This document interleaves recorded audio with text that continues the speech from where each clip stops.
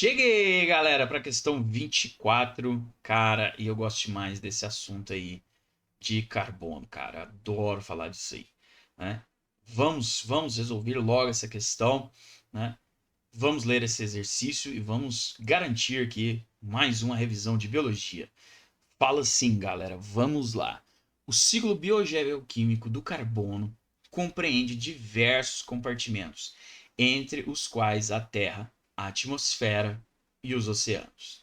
Também aí, ó, diversos processos que permitem a transferência de compostos entre esses reservatórios. Ou seja, o carbono está passando da Terra para a atmosfera, para o oceano, né, para os seres vivos que voltam para a atmosfera. É o ciclo do carbono, né, dinâmico. Os estoques de carbono armazenados na forma de recursos não renováveis, por exemplo, o petróleo, são limitados, sendo de grande relevância para que se perceba aí a importância da substituição de combustíveis fósseis por combustíveis de fontes renováveis. É a grande temática aí, né, de produzir energia renovável, energia limpa e tal, e deixar de usar o petróleo, o carvão mineral como fontes de energia térmica. A utilização de combustíveis fósseis interfere no ciclo do carbono, pois provoca o quê? O quê? Dá uma analisada aí nos itens, né, para cá, ó, dá uma analisada aí nos itens e responda. A utilização de combustíveis fósseis interfere no ciclo do carbono, pois. Vamos então entender? Ao longo de grandes extinções que aconteceram nesse planeta, né, por glaciação, por aquecimento, por queda de asteroide, meteoros e tal, né, a matéria orgânica foi ficando sobre alta pressão e temperatura em camadas fundas aí do solo, né, ou até mesmo aí camadas profundas dos oceanos lá embaixo, onde se retira o famoso petróleo, que é um resultado de um processo lento de decomposição em condições específicas de temperatura e pressão. E ali, então, a gente tem uma grande quantidade de matéria orgânica, ou seja, temos muito carbono. E aí, com o desenvolvimento industrial, acabou entendendo aí que esse petróleo era uma excelente fonte de energia térmica para ser utilizada aí para poder economizar energia, né, braçal. E aí vem então a Revolução Industrial e desde então carbono, carbono, carbono, carbono, carbono na atmosfera sem parar, tá?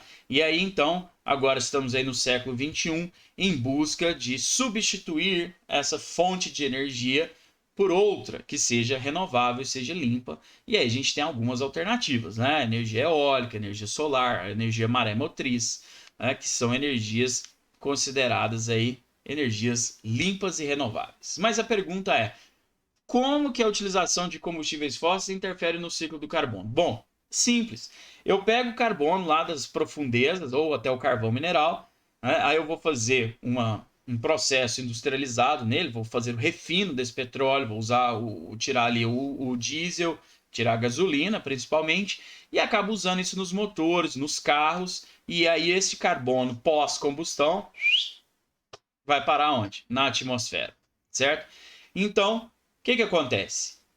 À medida que esse carbono está indo para a atmosfera, ele vai se acumulando, porque este carbono, ao longo de milhões de anos, estava preso lá nos combustíveis fósseis. Então, quando eu começo a ter essa grande quantidade de carbono lá na atmosfera, né, esse carbono ele não consegue voltar a ser petróleo, ok? Esse carbono ele não vai voltar, ele não vai fazer um movimento cíclico. Esse carbono ele vai ficar, né, acumulado na atmosfera. E aí talvez você pense comigo, ah, professor, mas a vegetação, aí as plantas, florestas, as algas do mundo não vão absorver esse carbono? Sim, vão absorver este carbono.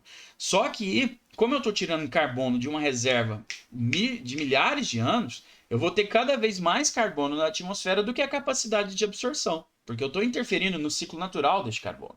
Tá? Então, isso vai fazer o quê? Que a gente tenha cada vez mais carbono na atmosfera. E quanto mais carbono na atmosfera, maior é a retenção de calor. E isso dá uma potência para o efeito estufa. Nós estamos acelerando o efeito estufa. É um processo natural, mas ele está ficando mais potente. Né? A previsão de aquecimento está cada vez mais curta. E aí, com um efeito estufa mais intensificado, retém-se mais calor. Aquecimento global, tanto do ar quanto da água, as correntes marítimas. Aí vem toda aquela questão de degelo, aumento do nível do mar, mudanças climáticas, extinção da biodiversidade e vários desdobramentos que um dia ou outro teremos questões para falar disso. Agora, respondendo à questão, o ciclo do carbono, né? Como que os combustíveis, então, os combustíveis fósseis vão interferir no ciclo do carbono? A letra A fala que a gente vai ter o aumento da porcentagem de carbono contido na Terra.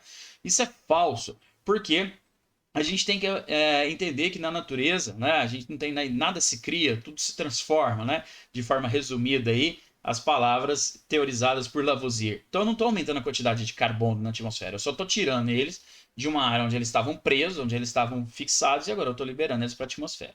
A letra B fala que a gente vai ter uma redução na taxa de fotossíntese dos vegetais superiores. Bom, quanto mais carbono a gente tiver, a gente tem uma tendência a aumentar a quantidade de carbono, porque o CO2 ele é um reagente da fotossíntese. Apesar que a fotossíntese depende de outros fatores, como a água, como a iluminação, né, temperatura, mas o carbono ele é um dos reagentes aí da fotossíntese. Então não vai ter uma redução na taxa, espero que tenha um aumento na taxa, principalmente associado mais carbono e mais temperatura, que é a consequência aí da intensificação do efeito estufa. Tá? A letra C fala que a gente vai ter um aumento na produção de carboidratos de origem vegetal. Para isso acontecer, eu tenho que também ter um aumento, né, eu tenho que ter um aumento da fotossíntese. Mas veja que isso não está relacionado diretamente com a utilização de combustíveis fósseis. Então, não é porque eu vou botar esses combustíveis fósseis com a combustão e a liberar esse CO2 para a atmosfera, eu vou aumentar a produção de carboidratos, eu vou aumentar as taxas fotossintéticas. Justamente porque foi o que eu disse anterior. Não é simplesmente aumentar a quantidade de carbono que aumenta a fotossíntese. Eu preciso de ter temperaturas adequadas para as enzimas, né, capturarem esse CO2, a luminosidade, eu preciso ter fatores aí de água, tudo bem colocado. E infelizmente a gente tem um outro problema, que a gente está queimando combustíveis fósseis já há alguns séculos aí e estamos também desmatando, estamos reduzindo a vegetação. Infelizmente, a taxa fotossintética do planeta está em redução, né? E a letra D fala aí que a gente vai ter, olha, aumento na quantidade de carbono presente na atmosfera, que é algo mais objetivo do que isso. Então é exatamente isso que é a resposta aqui do nosso exercício. Porque a gente, com combustíveis fósseis, a gente aumenta a quantidade de carbono presente na atmosfera e vai ter todas essas consequências que a gente já citou. A letra E está errada porque fala que a gente vai ter uma redução na quantidade global de carbono armazenada nos oceanos. Isso a gente só vai conseguir um dia que tiver tecnologia para fazer sequestro de CO2, né? Tal como a fotossíntese faz, pega esse CO2 e acaba armazenando ele em biomassa, mas a gente não tem ainda como é que eu poderia falar aqui? Não temos estrutura, né, ainda em larga escala que consegue fazer isso. Existem experimentos feitos em laboratórios que já deu certo, mas até isso aí escalar e ficar grande o suficiente para falar que temos um sistema eficiente para fazer o sequestro e armazenamento de carbono, né, de forma bem a longo prazo, né, a gente ainda não tem isso, certo? Então, se você gostou da resolução, pessoal, like, senta o dedo no like, compartilha para os colegas, vem estudar biologia aqui no canal, revisão para o Enem. Pessoal, se inscreve aí no canal e aguardo você na resolução da questão número 25. Um abraço, valeu, tchau, tchau.